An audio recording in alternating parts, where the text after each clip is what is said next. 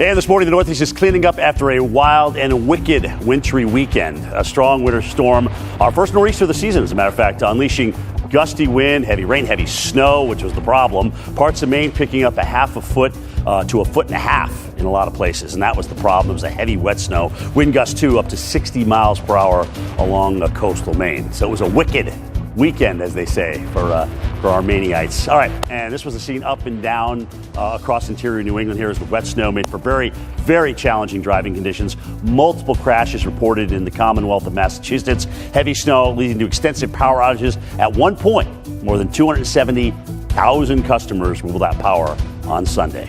Whew. What a weekend, just in case you missed it, right? Good Monday morning. Welcome into AMHQ. I'm meteorologist Jim Cantori, alongside meteorologist Tevin Wooten and Chris Bruin. Got the all dude show for you here this morning.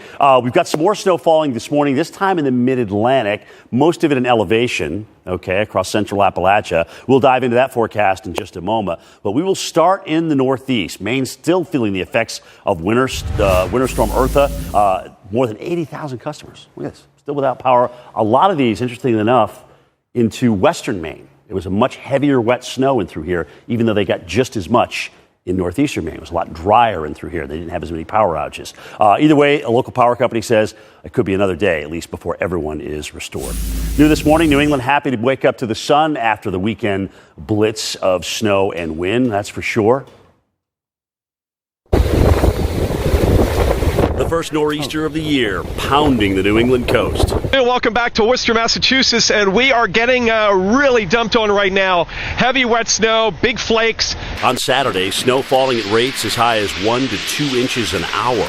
I'm probably in the minority, but I love this kind of weather. I like snow. Otherwise, I'll move to Florida. Worcester clocking in with more than 9.5 inches, while other areas across the region saw more than a foot of snow. In Connecticut, first it was the wind and rain. Then came the snow, knocking over trees, taking down power lines. Sunday morning, more than 300,000 were still without power, with Maine being the hardest hit. Multiple tractor-trailer accidents closed both sides of Interstate 84 in Connecticut, many having issues driving in what was the most significant snowfall so far this season for the region. But for others, the early December snow is exactly what they were looking for. Usually you count on the snow after Christmas, but this little 8-inch, 6-inch dusting here is everything you could ask for. I love 8-inch, 6-inch dusting. And by the way, I mean, how nice is it to see people on the slopes again? Seriously, how awesome is that? All right, let's check out some of these serious snow totals from this weekend. And, of course, we had anywhere ranging from just a couple of inches to several inches to over a foot of snow. Really a very good forecast in through here. And a lot of this was very heavy, wet snow over Massachusetts, northern Connecticut, on up into Maine and western Mass, which is why we have the power outages. Look at the Carrabassett Valley. So that's where Sugarloaf, Maine is, 18 inches.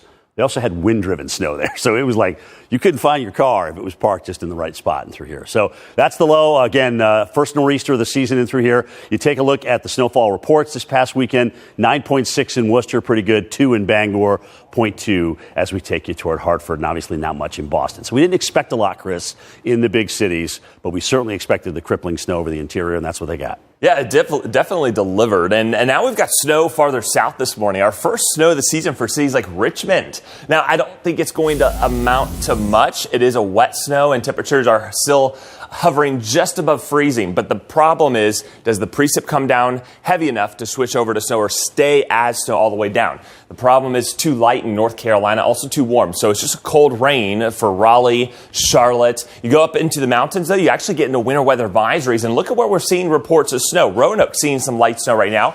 Temperature 33 degrees. I don't think the roads will be that difficult, but you could see maybe a dusting there on the rooftops or grassy surfaces. A little bit heavier of a precip, so you could have larger flakes here around Richmond, and we are reporting snow now, all snow at 33 degrees. Norfolk, Virginia Beach, it'll be rain. Temperatures are a lot warmer in the mid-40s, and then you go far enough north and you get too dry. So D.C., you may see a flurry, but we're not going to see much in the way of snowfall. All right, then you head farther south. It's all rain, but a cold one. The Grand Strand, 49 in Myrtle Beach. Quiet now, but there is rain not too far away, and that will work work your way in. Hatteras is where we're seeing some of the heaviest rainfall, especially out towards the Outer Banks, and that will continue to be where it is. Now, we are going to see some minor accumulations, I think, going up over, Newfound Gap and areas there along I-40 to the west of Asheville. That's where we have winter weather advisories above 3,500 feet, and that's where the bulk of the accumulation will be. But really, that's going to be mostly for the mountains, and then another stretch of snow in parts of West Virginia, impacting ski resorts like Snowshoe. So light accumulation is possible, and again, there's that winter weather advisory through midnight tonight. But more notable than the snow, Tevin, I think, is the cold headed for Florida. Yeah, absolutely, Chris. We go from winter weather advisories to flood advisories across southeastern Florida. Naples on Florida's Gulf Coast and Miami on the Atlantic coast. Much of southern Florida getting soaked at this hour. In fact, look at that Miami camera there on the right. 67 degrees for you right now in Miami. In Naples, though, we're expecting sporadic showers throughout the morning and severe storms. Those are a possibility in Miami and the rest of southern Florida. Let's get over to Jim with the forecast because, Jim, I think the best chance for rain is actually pre-noon. And then once we get into the evening hours and beyond, we should be much better for sunset. Or as we like to say, occurring right now in a lot of areas, right? We got the rain going on. Miami, your first batch, all right, because there may be another one, has come on through. We had wind gusts at Pembroke Pines, 45 miles an hour earlier this morning. So right now, winds are out of the north behind that prefrontal convergent line, okay? 10 visibility, 0.87. So that's pretty heavy rain at downtown Miami. We'll watch this batch, which is coming again south of Naples. That's moving across. So Miami, Fort Lauderdale, that'll be your next batch that's coming through on the eastern side of it. And then after that, we're really done. We'll wind down pretty quickly in terms of the rainfall. But look at that. Since midnight, crushed 2.48 at Naples, Clewiston 2.46. So if you got an afternoon tea time, those greens are going to be perfect. I mean, you're going to just be able to stick it wherever you want it this morning. All right, so here's the beautiful Highway 1 that goes all the way down to Key West. Key West just getting into the leading edge of this. There's a little bit of a hook on this. Again, kind of a backward sea, so that would indicate to me there is a little bit of strong wind with that, but so far the wind at Key West I thought was 11 miles an hour, so it's not too strong, and that's the good news. We don't see anything on the radar, but we'll watch this little bend in the line here as it comes through Key West up toward Big Cockpit Key. It's already moved through Barracuda Keys. And watch the model. Again, just like Tevin was saying, we're watching this thing kind of ease the pain as we work our way past noon for South Florida. Maybe a couple more showers, Fort Myers, Naples, Marco Island, Sanibel. But all in all, I think we're doing pretty good as we work our way through this afternoon, and most of the weather moves out into the Bahamas. So a beautiful afternoon in South Florida. But, Chris, albeit maybe a little bit cool for most. Yeah, especially tomorrow morning for the sunrise. Yeah, definitely. Well, an almost but not quite frozen waterfall Saturday in southwest Utah. Check out that red against the white. This video shot along the Canara Falls hiking trail. It's just north of Zion National Park. Temperatures dropped to about 13 degrees both Saturday and Sunday, and you can even see the same result, especially if you go early in the morning, Tevin. What a cool sight. The Southwest, I think, gets a hidden gem in the wintertime. You don't get a lot of snow, but boy, you get a lot of cold temperatures. You do get a lot of cold temperatures. By the way, Chris, if we play the video again, I wish we would have had a TLC Waterfall. Everybody knows that song, Don't Go Chasing Waterfall. Well, on a Monday morning, you better go chase your jacket. There it is. I'm not going to sing the song. I can't sing. We'll let TLC take care of it. You can just envision it in your mind and in your head.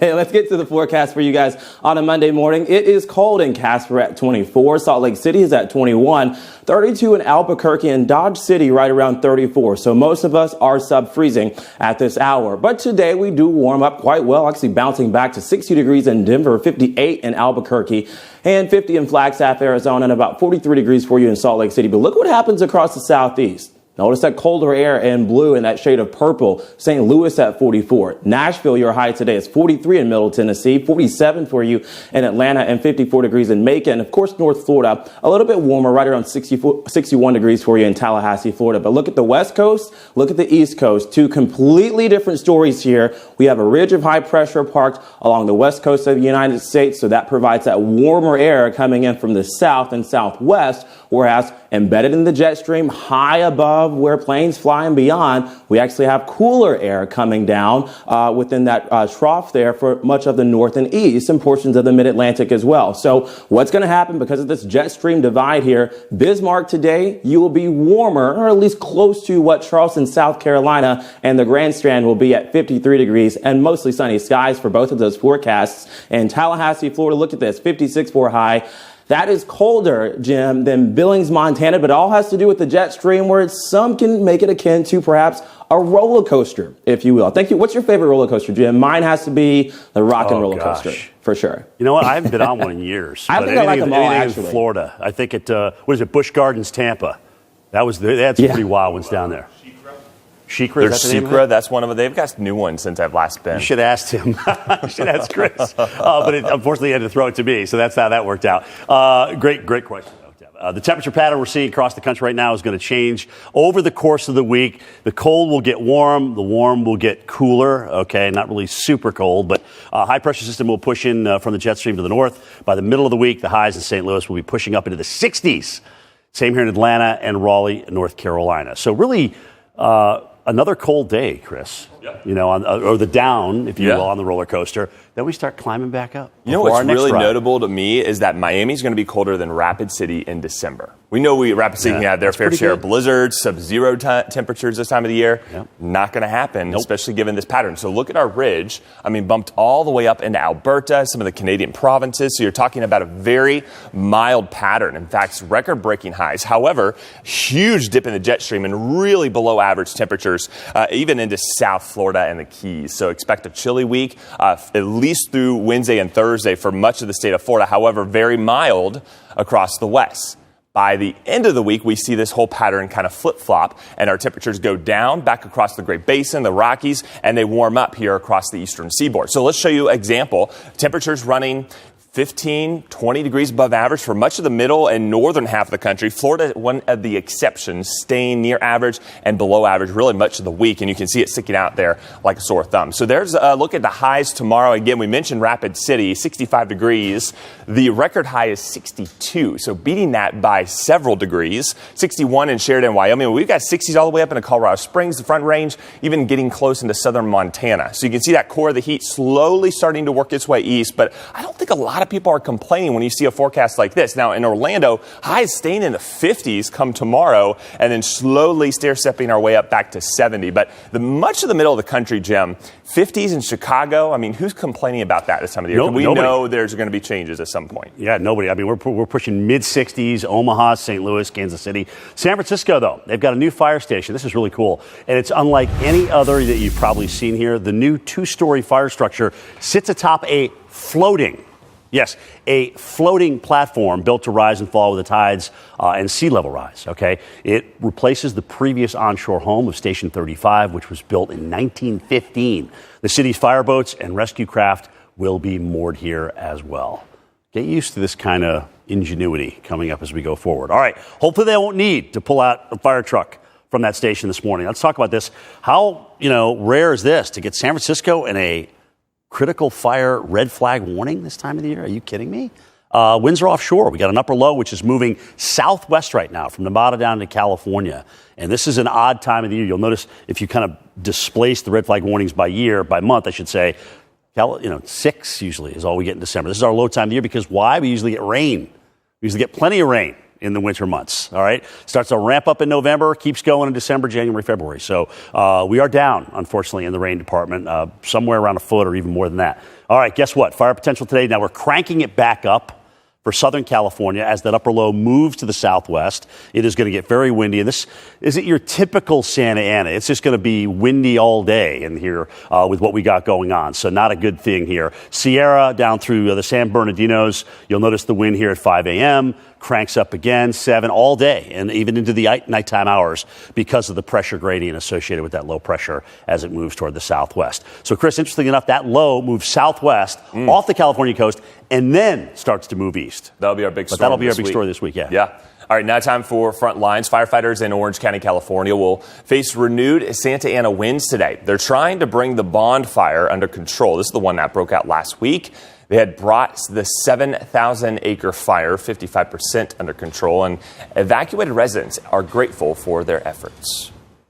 I'm going to go get a marker and some paper and write a thank you note on the side of my big old trailer. So when I come back in, they'll know I appreciate them. Well, evacuation orders were lifted yesterday afternoon. Authorities report the bonfire has destroyed multiple homes since it started on Wednesday. Snow and freezing rain have hampered efforts to find 2 people still missing after last week's devastating landslide in Alaska. Now, record rainfall Tuesday triggered Wednesday's flooding and slides. The worst hit this area, the area of Haines. 4 homes were destroyed, hundreds of others damaged. The mayor told evacuees that if they had 4 days without snow or rain, it might be safe enough for them to return home. And take a look at this. A hiker in the Grand Canyon captured this rock slide on Friday. This perspective of Horseshoe Bend is from quite a distance. Just imagine what it must have looked like being down on the banks of the Colorado River looking up. But wow, Tevin, what a sight there in the Grand Canyon.